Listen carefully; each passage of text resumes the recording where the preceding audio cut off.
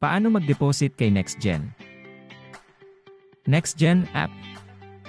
Magpunta sa deposit. Pindutin ang deposit.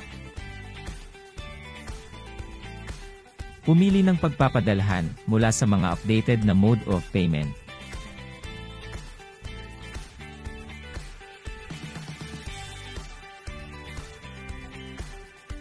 At pagkatapos ay ilagay ang amount na ipinadala.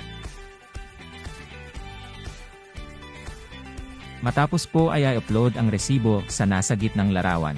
Siguraduhin po na malinaw na babasa ang transaction reference. At pindutin ang submit. At hintayin maging successful ang pending request. At pag successful na pwede na mag-buy package. Happy earnings ka NextGen!